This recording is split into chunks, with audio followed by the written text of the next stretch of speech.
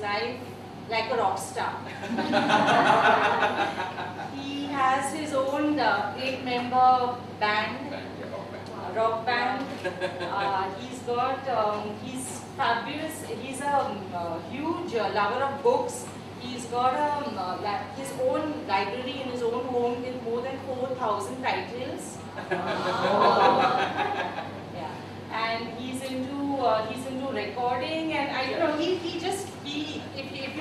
if you think in terms of how one should live, I think we should look at Vivek, because he really lives fabulously.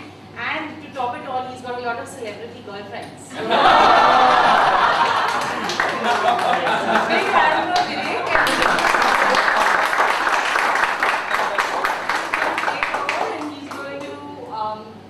He's going to share his experiences with us about life and living and work. Yes. Thanks. Thank you so much. What you said could be on page 1 tomorrow. If you disclose on the names, but that's really, Andrea has always been very kind to me. But yes, we are in the communication business, which means we are into events, celebrity management. In that sense, yes, I do have celebrity friends and we are in regular touch with them.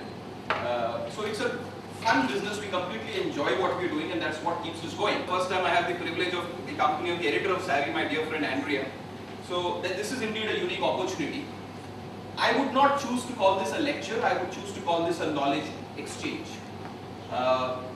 Whenever I go and I lecture in I speak at certain colleges, at certain management forums, I always also learn a lot.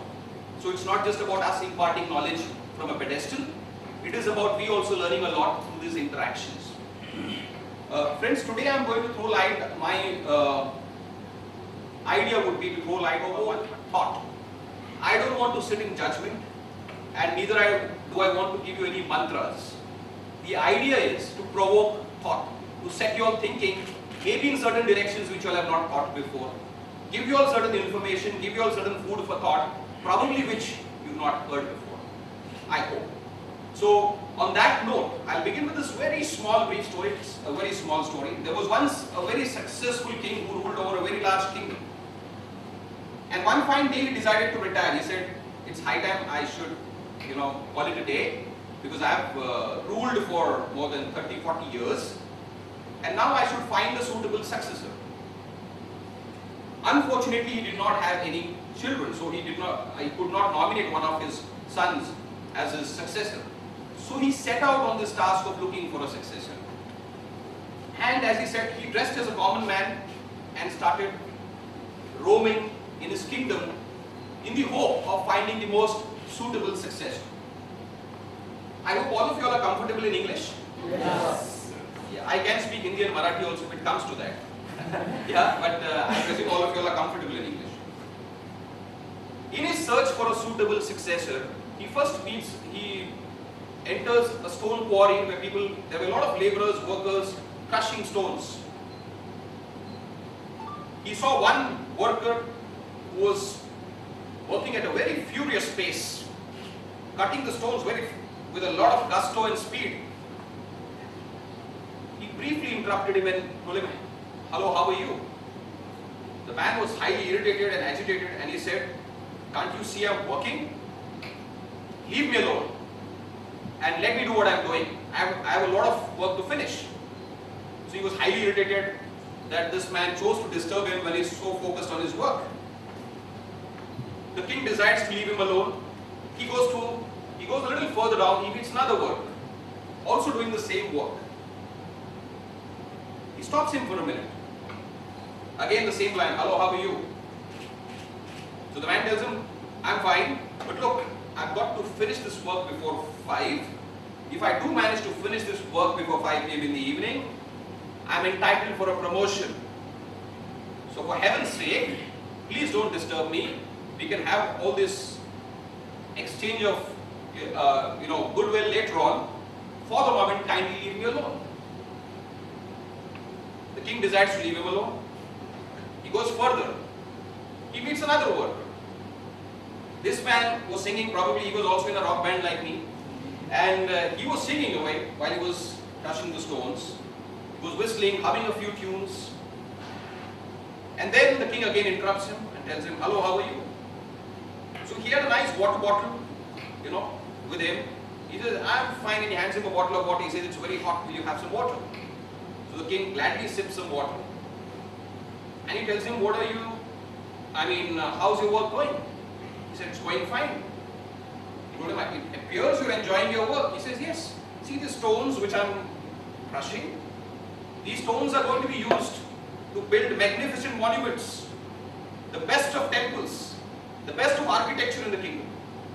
And I can't imagine the joy, he said, you can't imagine the joy that I get when I see those beautiful monuments in my kingdom. So the king says, wow, here is a man who is doing his work with so much joy, and he's also envisioned the end product, those magnificent monuments, those temples, the architectural brilliance that will come out of those stones. He says, this is the man who's most suitable to be my successor. Now, the management corollary that follows this example, real life example, is the last worker was a man who had his eyes on the macro, great joy in what he was doing. He was completely enjoying his work, and that is the kind of leadership, whether in corporates or whether in real life, if you enjoy your work, this is the kind of attitude that is required to make the cutting edge difference in today's world. So, since my subject is attitude, I thought this would be the most apt example of attitude. But please remember, before I touch further upon attitude, any amount of attitude without knowledge has no meaning. It's like when Ajmal Kasab attacked Mumbai, he had AK-56 with him, and a Mumbai police was firing with revolvers. Yeah. By the time they rolled their wrists, took aim and fired one bullet, he had fired 20. Why? He had the cutting edge technology with him, which in essence means knowledge, which the Mumbai police did not have. The Mumbai police had the attitude, but they did not have the knowledge. In this case, in this specific example, I mean the technology. So what were they in front of Ajmal Kasab? They were sitting ducks. Sacrificed for nothing. Of course, who's to blame for it is another story. I won't get into that at this point of time, because that will digress from the primary subject. But the point is, attitude without knowledge has got no significance. So, while we focus on developing attitude, I think the most important thing first is to get your knowledge levels right. We are living in what I would choose to call a knowledge era. I think each one of us is very fortunate to be born in India at this point of time and to be in this age at this point of time. If you can't succeed now, you'll probably never. This is the most brilliant positioning that India could have had globally, and for us as part of the youth, this is the most brilliant positioning we could have had. Let me explain why. The next round of leadership globally is going to be the era of knowledge leadership. People who are going to take charge of the world will take charge of the world on the basis of knowledge. And that's why India will emerge as a superpower. And for India to emerge as a superpower, we have to be that various pockets of knowledge which as a cumulative whole makes India a superpower. So we are living in the knowledge era. Whether you like it or not, knowledge is going to be the cutting edge difference. Recently a management expert said that in the future there will be two types of companies. Internet companies and other companies. What did he mean by that? People who are savvy on the internet, which means their internet marketing is aggressive, they are very aggressively positioned, they are taking optimum advantage of internet as a medium and social media. But let me add one further line to this. It's not in the future there will be only internet companies. The other companies will cease to exist. It's not internet companies and other companies. The other companies will cease to exist. So if you don't adapt to the change on the knowledge curve, you will cease to exist. And today I am looking at people who are training people. Am I right? Yes. So trainers I think trainers have the onus more than anybody to make sure they're one up on the knowledge curve. See, I run a PR company and event company. More often than not, I see people, we see youngsters are very impatient and restless at times. They're always looking for monetary incentives. They're always looking for growth. They're looking for better salaries. I rarely meet people who ask themselves, how much have I upgraded my knowledge? People keep, okay, today I'm an executive, tomorrow I'm a manager, tomorrow, later on I'm a vice president. They're looking for these kind of titles, and that gives them great thrill and joy. What fundamental question which they fail to ask themselves is, what is my upgradation on the knowledge curve? So as trainers, I think we must ask ourselves, how have we upgraded our knowledge? That's of fundamental importance in this knowledge era. Now, Andrea mentioned about a fantastic collection of books that I have. Let me tell you, of course, I do have that collection and I love reading books. I pick up on an average 10 titles every month. I want to throw light on some very interesting aspect. I feel extremely saddened at times that reading as a habit has died, especially amongst the youth. I think to a certain extent the onus also lies on parents and people who are bringing the children to cultivating them the love for reading. Now, I tell you what is the fundamental importance of reading. In my opinion, people are addicted to television sets. They are more, especially the younger generation, they are now watching more of television. They are more on internet. Of course, the internet as a source of information is very valuable and always welcome. But I would like to throw light on one important aspect of reading, which probably I don't know whether you all have realized or not realized. Suppose, since by default I presume, I make a statement today. A beautiful woman is walking on a lonely road towards a sprawling bungalow. A beautiful woman is walking on a lonely road towards a sprawling bungalow. Now, as I make this statement, if there are 30 people in this room, everybody's imagination of the beautiful woman is different. Everybody's imagination of the lonely road is different. Everybody's imagination of the sprawling bungalow is different. Now imagine for a moment if I show this to you on a television set. Your beautiful woman is the same. Your lonely road is the same. Your sprawling bungalow is the same. So what has reading done? Reading has expanded your imagination. And in the knowledge era, imagination is the key to success. Ideas are the key to success. Nobody can stop an idea whose time has come. When I meet certain people who are especially on the younger side and they are grossly insecure, I tell them, please invest in knowledge. You will never be insecure about anything in life. You can leave your bank balance for your children. Can you leave your knowledge behind for your children? You can't. That is the only form of wealth which cannot be inherited. It will have to be acquired. It will have to be acquired. Second most important thing is it cannot happen to you sitting where you are. The apple fell on Newton's head, but he still had to go and discover the laws of gravity. By the apple merely falling on his head, the laws of gravity were not discovered. He just realized that why did the apple fall on my head? So knowledge is the only form of wealth. People are very attached to their bank balances. I would rather attach greater importance to knowledge. What is the wealth in your knowledge bank?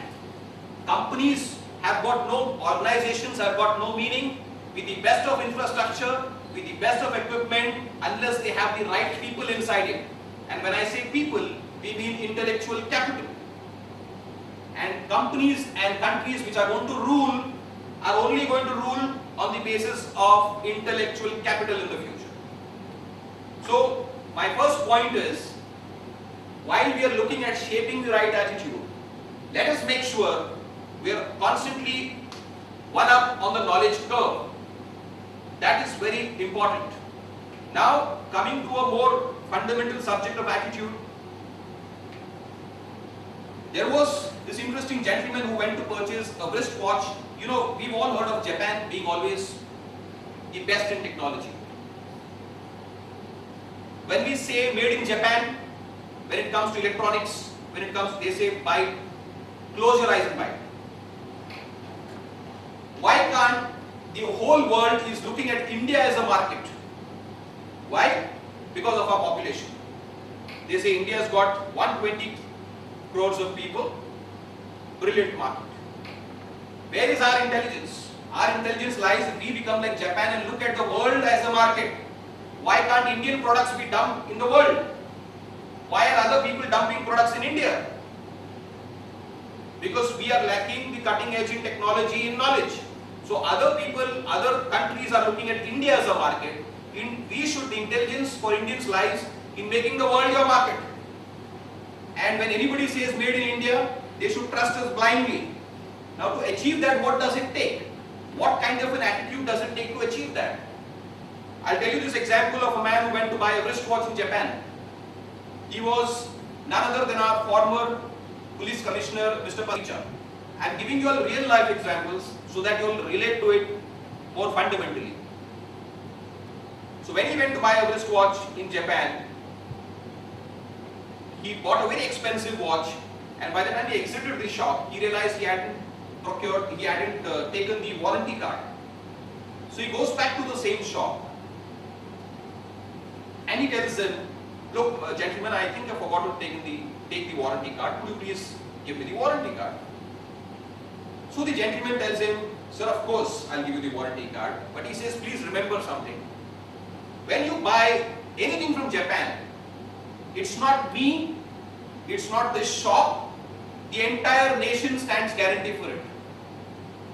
The entire nation stands guarantee for it. Now this is the attitude which makes Japan what it is. And he gave you, and they actually believe in it. Because I have had the good fortune of working with a few Japanese companies. For them, when you say work is worship, work is worship. They have never given me excuse of being 5 minutes late because of Mumbai traffic. They are always 10 minutes before time. Our Indian vendors are always 10 minutes after time, 15 minutes after time saying Mumbai traffic. They have come from another country. They are not familiar with the topography and the entire routes of Mumbai, but still they are well before time. So they pay before time. They come on, they report to work before time. It's not on time, it's before time. On time is not good enough in this era, before time is good enough. So please don't be on time. I always tell even my people, just be 5-10 minutes before time. So if I have to probably have a knowledge exchange with you all, if my time is 10 o'clock, I'll be here at 9:45, not at 10. So that shows the respect for time. People, the important thing about attitude, you must learn to respect time. And anybody who wastes your time intentionally or unintentionally, he is your enemy number one. Don't let anybody waste your time. People get very aggrieved if they lose 100 rupees, if there's a loss of 100, 200 rupees. You waste their 2 hours, they are not bothered. You waste 2 hours, they are not bothered. But if they lose 200 rupees from their pocket, they are highly agitated. I would rather spend that 200 rupees and tell him, spare me for 2 hours. This is I have noticed this, even with people whom I work. You waste 3 hours, they are least bothered. Time is the only thing which no man gets rich enough in his lifetime to buy back. If I give you 2 lakh rupees, you can return that 2 lakh rupees to me. But today, if I waste your 3 hours, can I return the 3 hours back to you? Ever in this lifetime? No. So then why are we not attaching so much importance to time and attaching much more importance to wealth and money? India is a country, so these are certain aspects which I would like to throw light on. India as a generation of wealth creators, we've had some fantastic wealth creators here. You have Aziz Premji, you have Narayan Murthy. You have big companies who create fundamental wealth. Except for a few of them, most of them are very insecure about their wealth. Most of them are very insecure about their wealth because they are first generation wealth creators. And this attitude goes down the line. Even when we are brought up, our parents always teach us to give more importance to money. Very few parents teach their children the importance of time to the extent to which it has to be taught in comparison with money and all other things of life. Time is the most critical ingredient. So, my friends, I think I have thrown light on this aspect of reading. I hope that will motivate some of you all to actually go and read and pick up a few books, because that is one way you can always be one up on the knowledge curve. And once you are one up on the knowledge curve, as I mentioned, I would like to give you another real life example of Oprah Winfrey, the highly successful black television host in America. You all might have heard of the Oprah Winfrey show. Yes. So she was once asked by a journalist from BBC, how come in a white dominated society, you are a highly successful black television host? She made a very telling statement. She said, anywhere in this world, there is no discrimination against excellence. So this is a line which you must all bear in mind. Anywhere in this world, there is no discrimination against excellence. If you are good at what you do, you are good. Tomorrow if I want to go to a doctor, I am not going to see whether he has got long hair or short hair, whether he's dark or fair, whether his skin is brown or black. If I trust his skill, I go to him. If I don't trust his skill, I don't go to him. It's as simple as that. So anywhere in this world, no matter where you are, no matter at what position you are, please remember, there is no discrimination against excellence. You will achieve your goals if you are excellent at what you do. People have to respect your body of work. There are no two things about that, and that is the only thing which remains much after you don't remain on planet Earth. That is the only thing that remains. The other important thing about attitude which I would like to touch upon is, we are in an age and era where we say differentiate or die. You have to differentiate yourself. If I am running a communications agency, I have to do something all the time which differentiates me, not for the sake of differentiation, but in terms of value addition to my clients, in terms of service. As a trainer, you all have to impart something which differentiates you from the rest of the trainers, which differentiates Hospitality Training Institute from the rest of the institutes. So when a person comes and into your, in contact with you, he says, wow, what a trainer. And how can you create that differentiating factor? Increasing knowledge. Yes. And more importantly, very few people are willing to rock the apple cart. Indians, largely speaking, are very, their old habits die hard. They don't like to rock the apple cart. They like to be comfortable in their cozy zones. If you rock the apple cart, they're highly disturbed. But please remember, do you even have a fundamental right to expect a different result when you're doing the same thing over and over again? You acquire the fundamental right to expect a different result when you do something different. Otherwise, even the Constitution of India cannot give you that fundamental right. When you are doing the same things, so most of us are leading robotic lives. Most. You wake up at the same time, you do the same things over the course of the day, you will brush your teeth at the same time, you will enter office at the same time, you will wind up work at the same time. I would like to give you an interesting example here, real life example. There was a 50-year-old bookstore, maybe I won't give any names here. An old man, maybe in his mid-50s, was running it religiously for many years. The bookstore is still in existence. He used to come at 9 o'clock, bang on, open his shop, 7 o'clock, sun, moon, rain or hail or storm, he used to wind up. Religiously count his cash, religiously organize his books, do everything correct. On the outside, you may say, wow, what a fantastic guy. He is doing everything right. He comes on time, he goes home on time, he has his lunch precisely for half an hour, then he again spends time with his cash registers, sees how many books are there, organizes the books in the right places. Suddenly, a young guy about 25 years old started a new bookstore bang opposite his. That guy started doing loyalty points for his buyers. He started organizing book reading sessions. He started calling some musicians and playing some music when there was a book related to music. He started doing 10 things on the internet. In 2 years, he was doing more sales than the old man. And in the 3rd year, he had overtaken him. In the 4th, 5th year, the old man was contemplating shutting his shop. This is what happens if you don't differentiate. You may think this is fine, I'm doing my job perfectly. No, but that's not good enough. You have to constantly differentiate yourself. Trainers will determine to a large extent the quality of products that are churned out. So trainers themselves have to be top of the line. When you address somebody, you have to motivate them, you have to touch a chord with them somewhere. You have to be able to give them something which others have not been able to give. So if I am also doing a knowledge exchange with you all, my primary attempt is, have I shared something with this bunch of people which they did not get earlier through anybody? Through any talk they might have attended, through any lecture they might have attended, through any knowledge exchange that they might have participated in. So I am also here to give you something, hopefully, since I have been called here, something which you have not heard, something which you have not listened to, which provokes thought and sets you thinking. If it sets you thinking, I am happy. So the fundamental onus lies on us to differentiate. That's the next important thing about attitude. You have to differentiate yourself.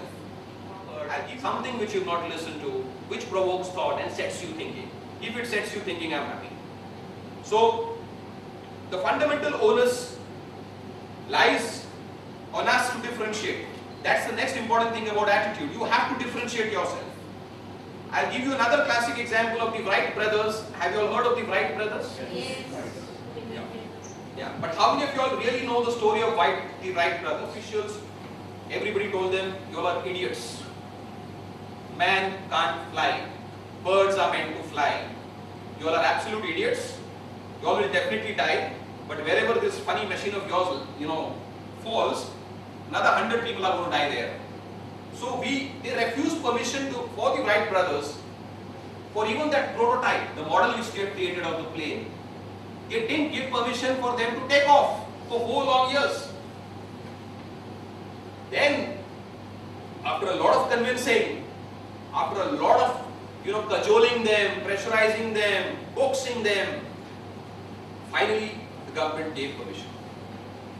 And the first flight flew for 12 seconds and crashed. Again, there were a whole bunch of people who said, look, we told you so, look, we told you so. They said, no, man can fly. They again made another prototype. And that eventually became the first aeroplane designed by the Wright brothers, which actually took off and flew. Now what is the lesson here? The lesson here is, all progress in life is always due to the unreasonable man. All progress is always due to the unreasonable man. If you are reasonable, if your hunger is easily satisfied, there will never be any progress. In life, till the age of 5, you always keep asking why. From 5 to 15, you say why not. After 15, you always say because. But the Wright brothers kept saying why not after 15. That is the difference. The Wright brothers didn't say because, they said why not, even after 15. And that is why all of us are saving so much time, energy by using the aeroplane, and we can reach anywhere in a matter of hours. You see? So thanks to the Wright brothers, thanks to the unreasonable Wright brothers, we have the aeroplane in existence today. So all of us must be at certain times unreasonable. People may laugh at you. Please remember, sympathy is a given, but jealousy has to be earned.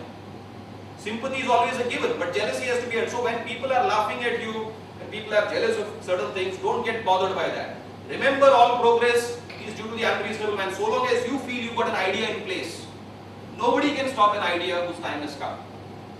So it is important in life, when it comes to attitude, that you be unreasonable at times. Because all progress is always, history is, bears testimony to this fact, that all progress is always due to the unreasonable man. So as trainers, and give you a classic example, as trainers, it is always the trainer who asks the question, and the participants reply. We need to flip it around. There are questions in life which unravel more than the answers reveal. The idea of asking the question is not to get the answer. The idea of asking the question is to unravel the possibilities that exist. As trainers, you must remember this.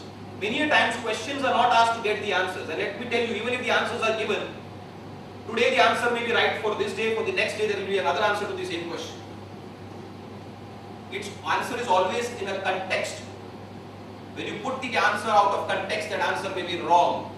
When you put the answer in a certain context, the answer may be right. Trainers must ask questions to unravel possibilities many a times rather than get the right answers. Now, what do we mean by possibilities? If you throw a bone at a dog, the dog will keep playing with the bone for half an hour without actually getting to the bone marrow. Then it settles down to reality. After playing with it for half an hour, 45 minutes, it settles down to the reality. When you unravel possibilities, when you throw questions to unravel possibilities, they become like it becomes the experience of the dog where you're trying various possibilities. Then you settle down to accept the reality. So unraveling the possibilities is part of the learning experience.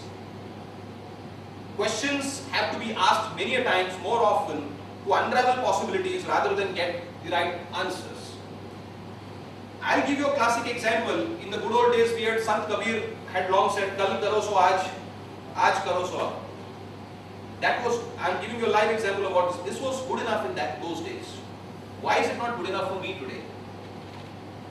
I have, on an average, 200 things to do in a day. I have 24 hours.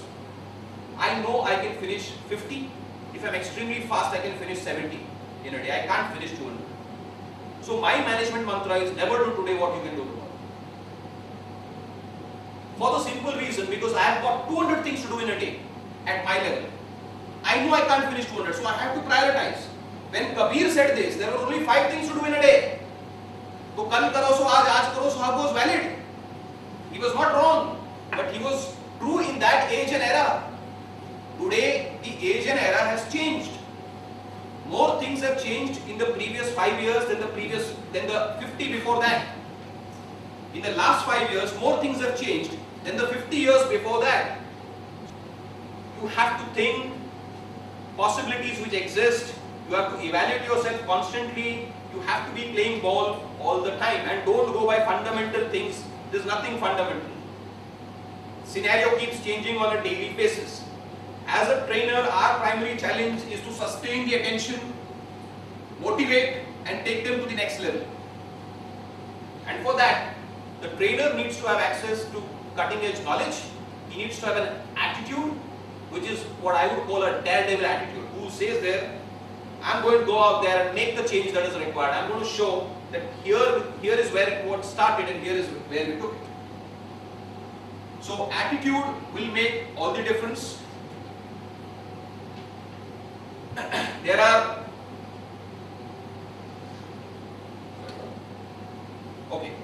Attitude will make all the difference, and if you have the right attitude combined with the right knowledge, you will reach what we call a leadership position. Now, my attempt through this knowledge exchange is to give you all the importance of knowledge, with knowledge the right attitude, and finally with a combination of knowledge and attitude, leadership. Now, leadership is one more subject. I will say on planet Earth, the most observed but the least understood phenomenon is leadership. Most observed, very talked about, but least understood.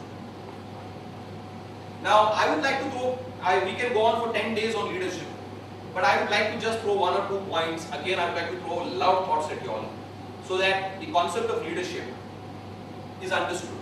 First and foremost, a leader always asks, what can I give? A follower always asks, what can I get? This fundamental point about leadership you all have to understand. First, a leader will always ask, what can I give you?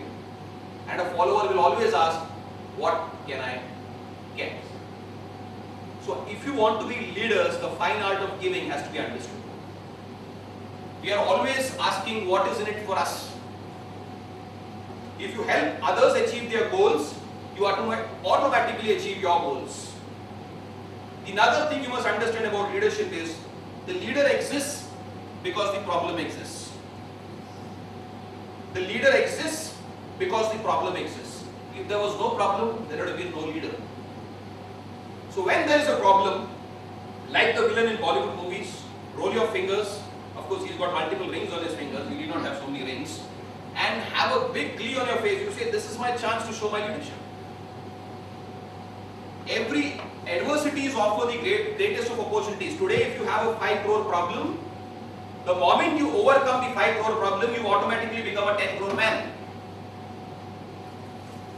So adversities, if tomorrow in training, if there is a problem, the right trainer, if he comes and solves the problem, that trainer gets a higher rating. So when there is a problem, that is your chance to show your leadership skills. Don't run away from a problem. Smile and say, this is a God-sent opportunity. I will overcome it. And this is my opportunity where I will be the next leader now. So adversities in life offer the greatest opportunities.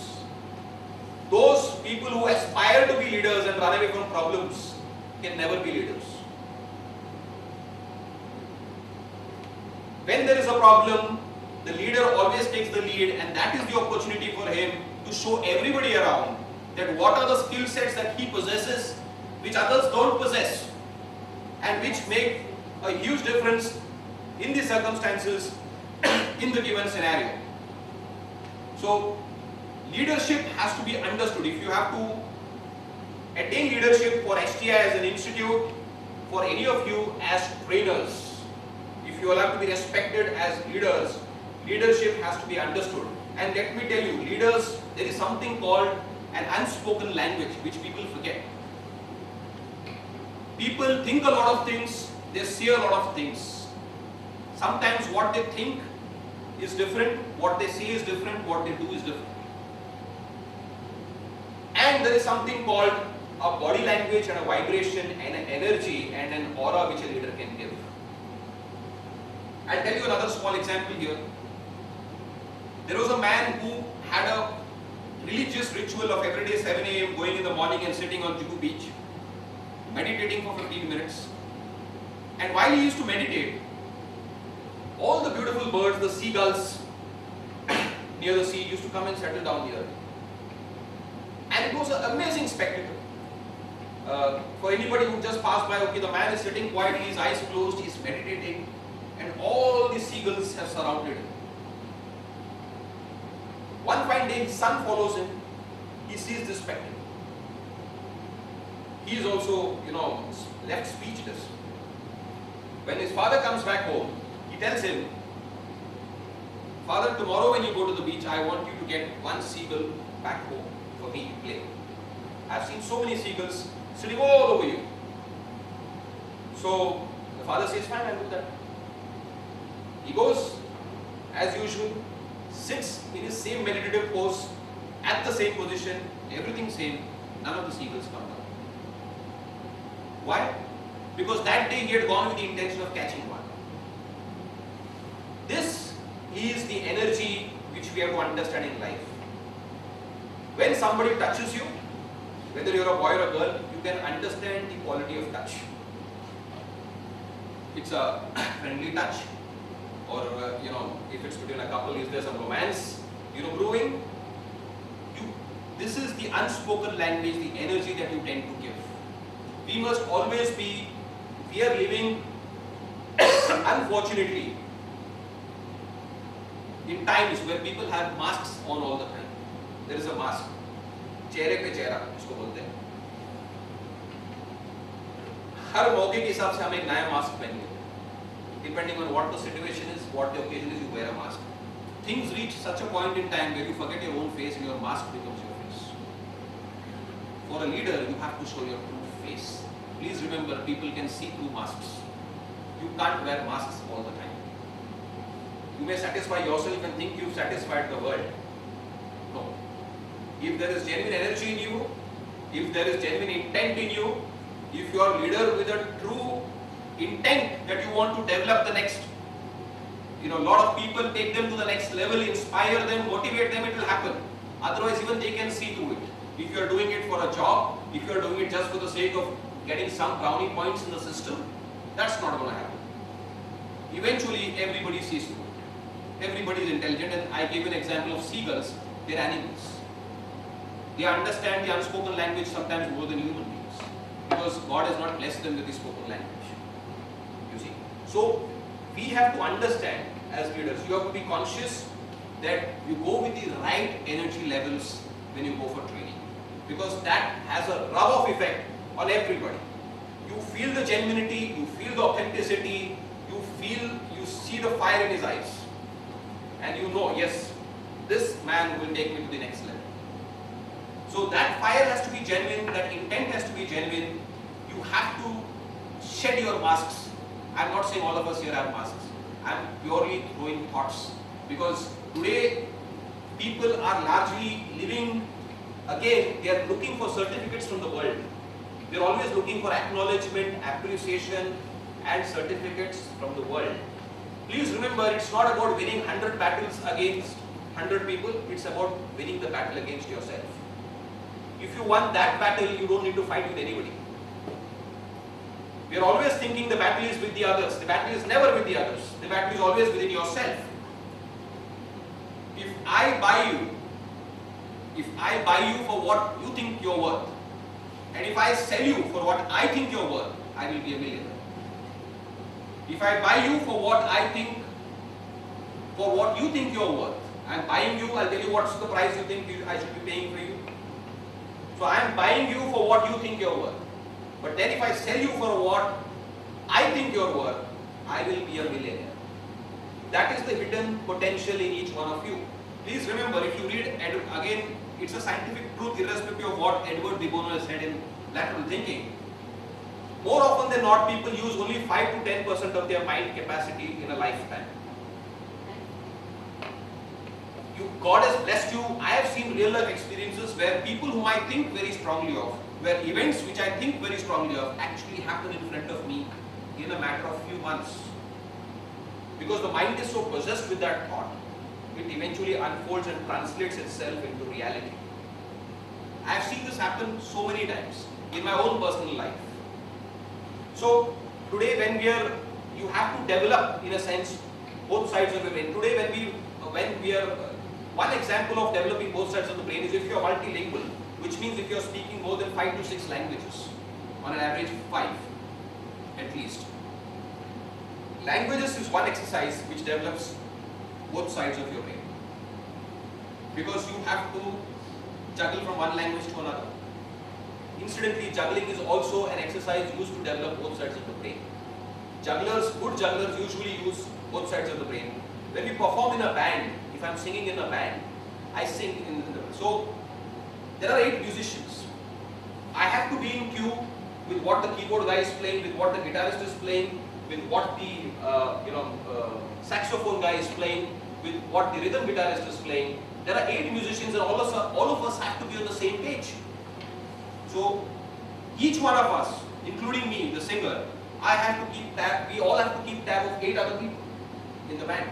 That's when we make music. Yes, to sing it. So that is again an exercise where you use both sides of your brain.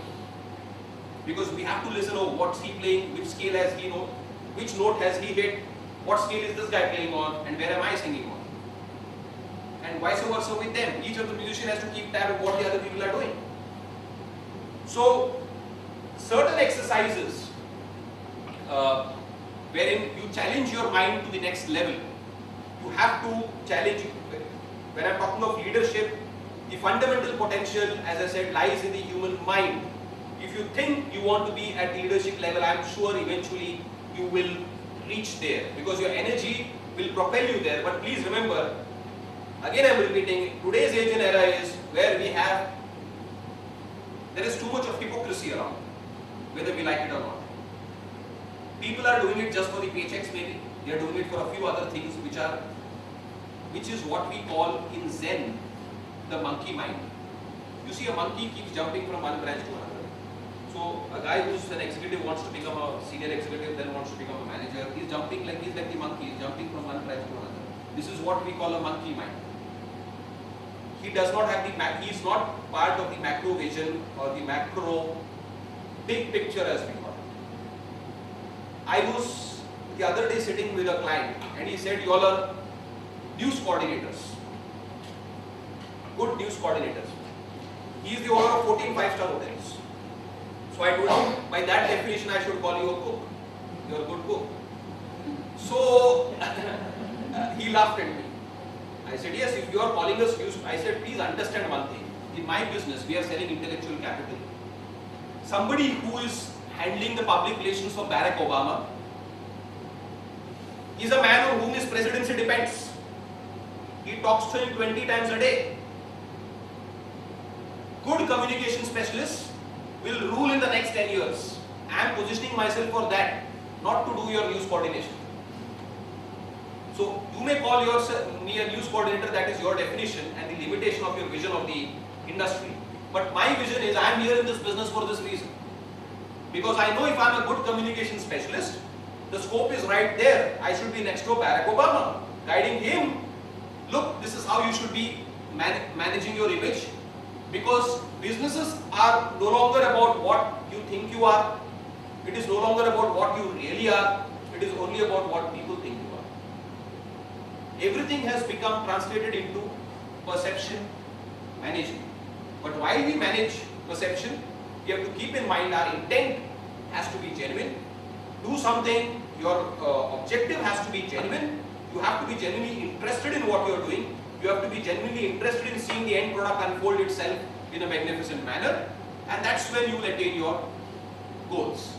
I would like to give you all one more example, real life example of Mark Spitz. Have you heard of Mark Spitz? Yes, correct. And do you remember how many gold medals he won? 8. Perfect, bang on. Now when Mark Spitz won, now that is why am I giving this example? Again, leadership.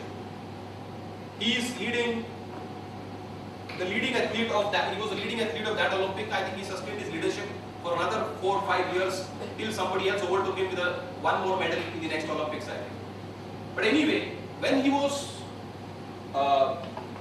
when he achieved that glory, a very rare feat in sports, 8 gold medals in one Olympic, somebody told him, Mark, this should be your lucky day.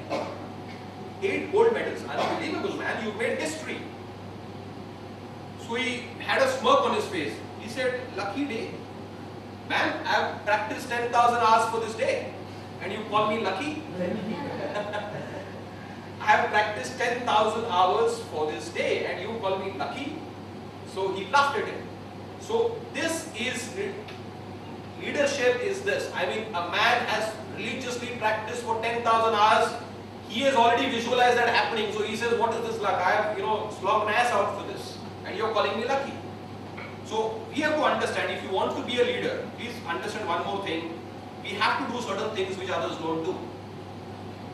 I want to leave you all with one more last example, which I think will be very thought-provoking and probably something which you all have not heard of, or probably somebody has not shared with you. Can I just have one marker to scribble on the board? If you don't have, it's fine.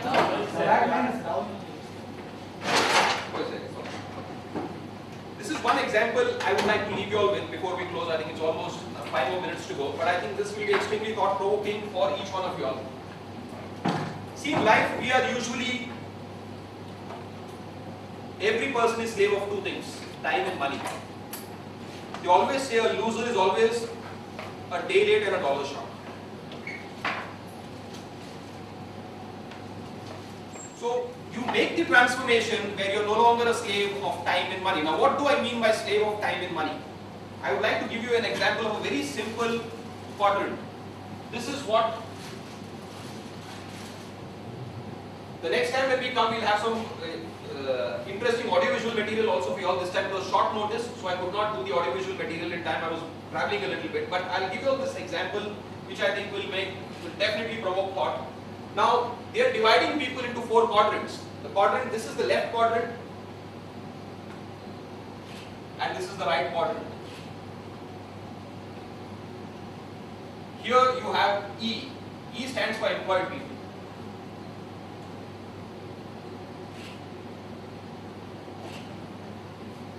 S. S stands for small businesses.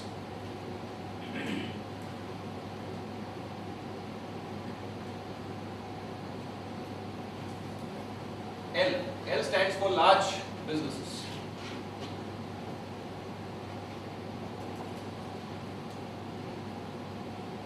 And you have I. I stands for investors.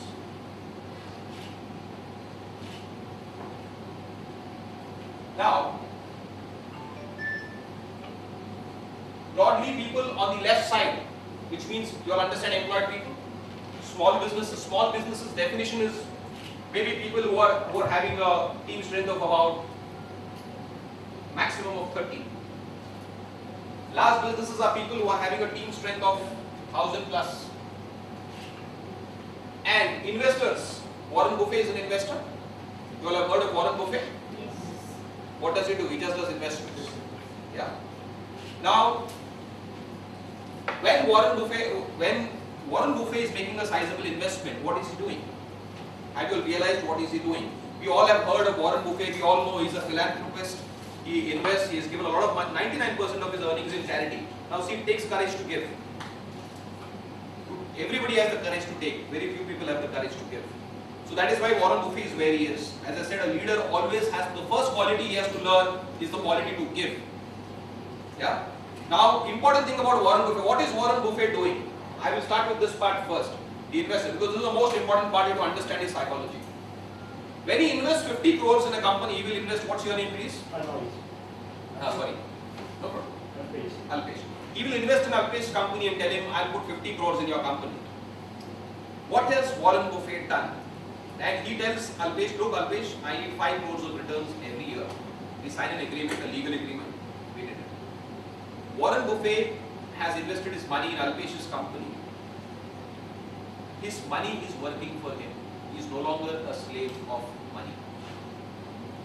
His money works for him.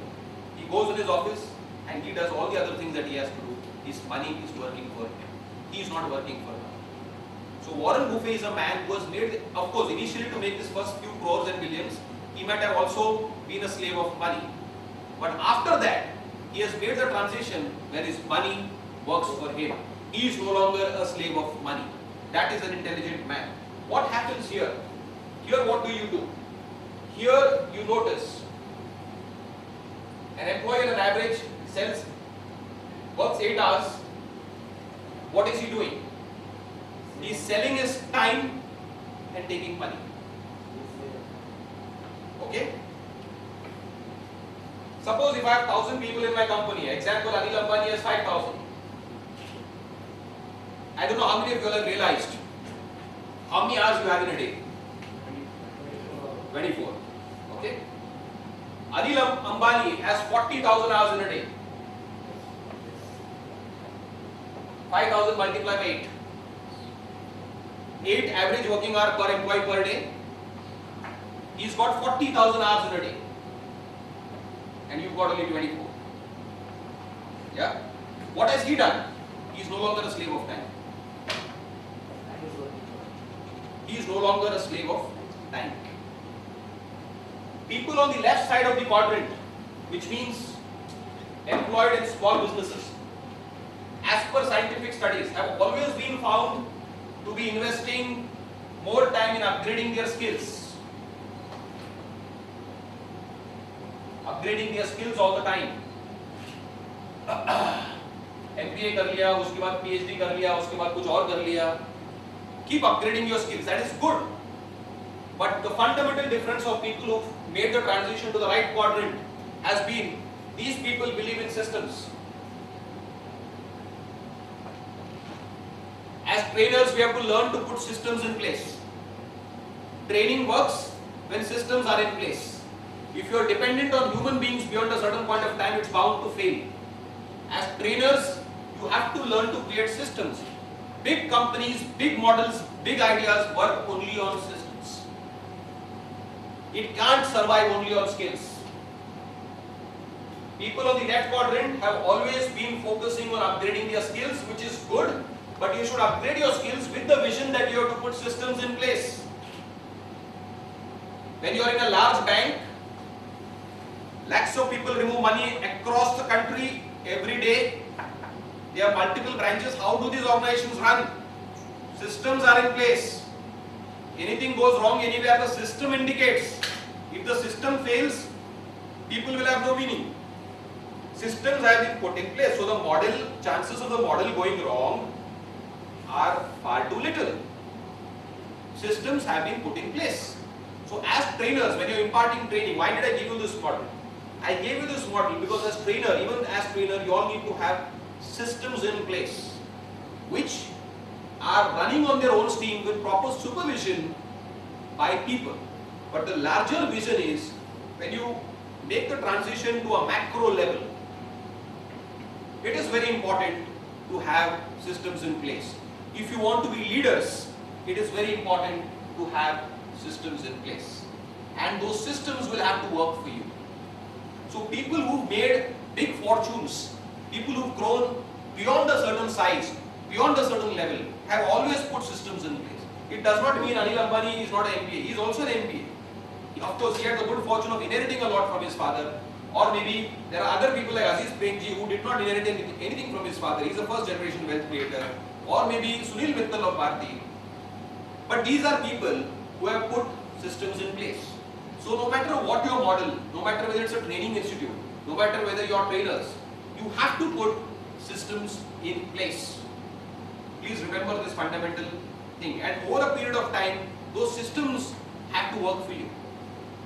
So that you are constantly monitored. So we have to be on the cutting edge of technology. We have to be on the cutting edge of systems. And that's when you can take the entire model forward. So this is a very important differentiation in the thought process of people who made it big. When people make it big, we have to understand their thought processes. They have always focused on systems. Beyond a certain point, their systems and their wealth works for them. They don't work. So what do they achieve? They are no longer slave of time and money. Otherwise, you will spend your 10 generations will always be a slave of time and money. You will always say, I wish I had some more time. I wish I had some more money. Last but not the least, I would like to leave you with one telling thought that, it's 11 I think almost, yes, we'll wind up. There was a unique experiment conducted with frogs. You see, a frog was put in a bowl with, which was at, let us say, minus 20 degrees temperature, which means extremely cold, freezing, minus 20 degrees Celsius. Immediately next to it was a bowl which was 50 degrees boiling hot water. This was minus 20 degrees, this is 50 degrees. The frog was removed from minus 20 degrees and immediately put into 50 degrees. It jumped out of it. Jumped out of it immediately because minus 20 to 50. Next round of experiment, there was boiling water, but it was gradually boiling. The frog was removed from minus 20 and when it was put into the bowl, the temperature was maybe 10 degrees or 15 degrees. Gradually the temperature started rising. It went up to 50 degrees because it was being heated with. The frog did not get out of the bowl at all. It died to death, burned to death. This psychology is so true for human beings. We are all on slow burners. But nobody will lift you from a bowl and put you in another bowl of 50 degrees for you to jump off. You have to decide where is the point in time where you want to rock the apple cart. You have to rock the apple cart, make something different, and this is, when I say rock the apple cart, right where you are. All films, Yash Chopra makes romantic films, there are many other people who make romantic films.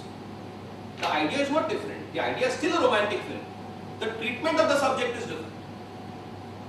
It is the treatment of the subject. He treats it in a different manner. So you all, wherever you are, you have to rock your apple cart now, otherwise you might be on a slow burner, which may eventually be you've passed a lifetime and you realize you've still not made a mark. And training is a fantastic opportunity. See, today the next if you're into training, you can inspire people. I think that is the greatest opportunity. If you are being able to inspire people, you will have a following. If you have a following, you will have cumulative strength, collective strength. If you have collective strength, you can change the world. So be it a leader or be it a trainer, I would put both of them in this, because the leader also has to inspire people. He may be a politician, but he has to inspire people. So as a trainer, you also have to be able to inspire people. Carl Lewis said one thing very important. Carl Lewis you all have heard of. I am signing off on this statement, but I leave with this line of Carl Lewis. He said, I